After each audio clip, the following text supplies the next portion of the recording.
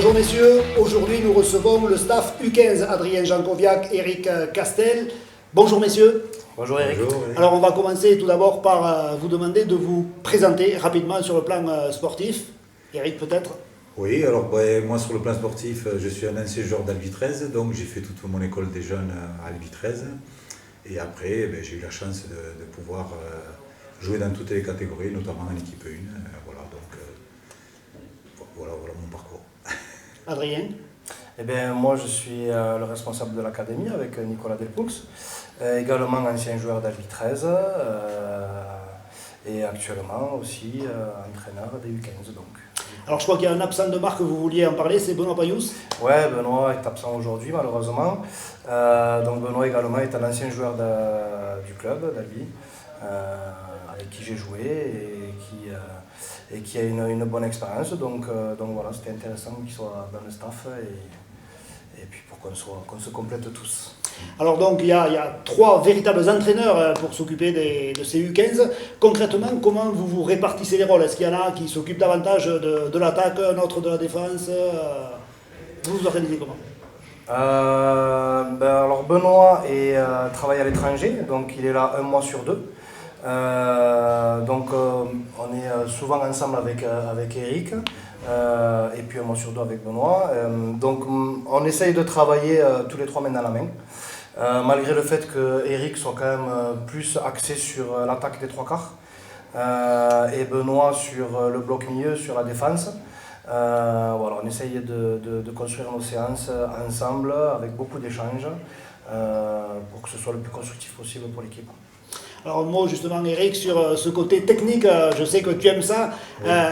Au niveau des skills, du travail de ballon, au niveau de la ligne de 3 quarts de ces U15, qu'est-ce que tu fais de travailler en particulier? Alors ce qui fait que j'ai voulu travailler avec Janko, c'est que déjà quand on a discuté un petit peu des valeurs qu'on avait intrinsèquement tous les deux, c'est qu'on avait complètement la même philosophie de jeu, c'est-à-dire qu'à cet âge-là, au niveau des minimes, on est surtout sur un jeu libre, où c'est que les gamins, il faut qu'ils s'expriment, qu'ils soient en lecture de jeu.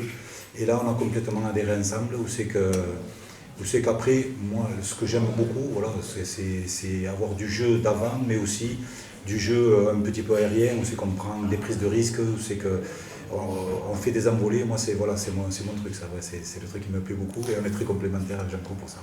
Alors justement, en parlant de système de jeu, ou plutôt de philosophie de jeu, est-ce qu'on peut parler de philosophie commune avec les U15, les U17 et éventuellement les U19? Bien sûr.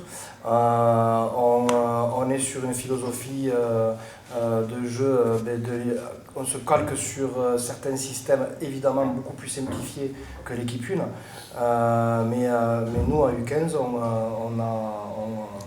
on adhère, enfin, on joue, on commence à jouer de la même façon que l'équipe 1, enfin que les U17, puis de façon plus évoluée les U19, pour finir en équipe 1 et avoir toute la philosophie et les schémas de jeu en tête.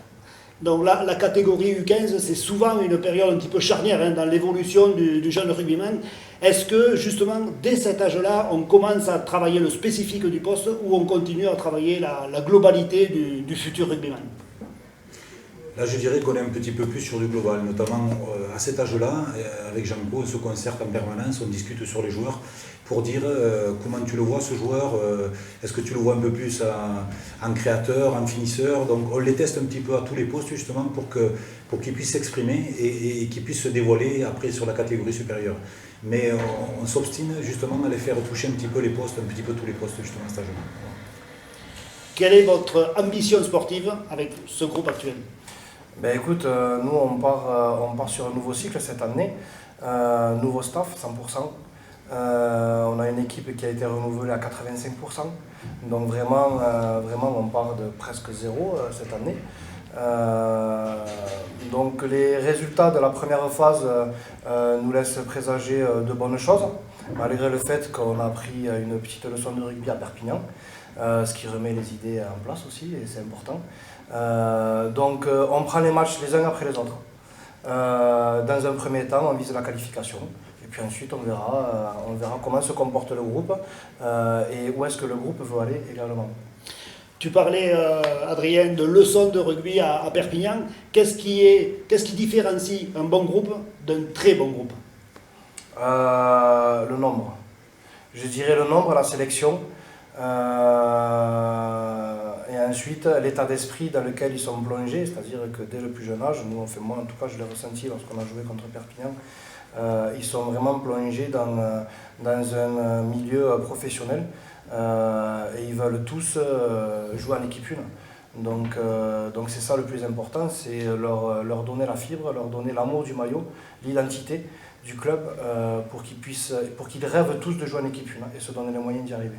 Même analyse, Eric? Même analyse, ouais, je pense que les Catalans, c'est instauré dès le plus jeune âge.